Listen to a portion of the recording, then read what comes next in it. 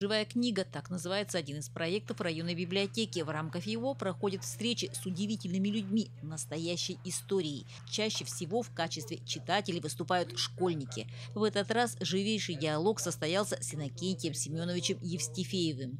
Большую часть жизни он проработал в аэропорту города Алекминска.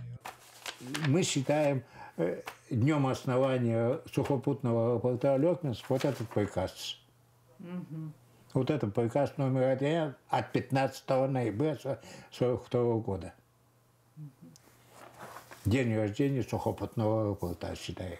Еще раз подчеркнем, получился живой диалог. Вопросы сыпались один за другим. Ребята искренне хотели узнать как можно больше. Мне всегда было интересно частицы Второй мировой войны. Я сначала вообще изучал танки и так далее. Но помимо танков я должен знать еще что-то про Вторую мировую войну из интересного.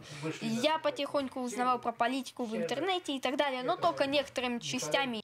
Наверное, это есть реальный пример, когда интернет и доступность его послужили во благо. Ребята пришли, уже зная о истории. Тебе это стало интересно или это вот чье-то желание? Нет, мне стало это интересно изучать. История моей родины. Почему именно этот город начал сильно развиваться. Ведь трасса помогла создать аэропорт, по которому сейчас идут сюда. Люди переезжают сюда или в Якутск летают. То есть интересно. Да. Ага. Сегодня ты вот на встрече что-то узнал для себя новое? Да, новое, как они перегонялись сюда, как это помогло в войне и вообще про саму историю этого аэропорта. Именно поэтому история стала востребованной. Слушателям было очень интересно.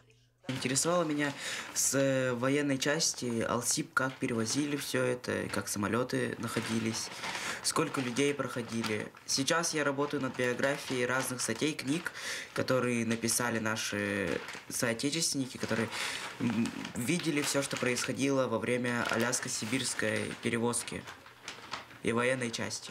Почему ты этим занялся? Я еще с 5 класса начал интересоваться историей, когда... Интересно просто с историей заниматься. А история Евстифеевых продолжается. Елена Фаст, Максим Копылов, Алекминск.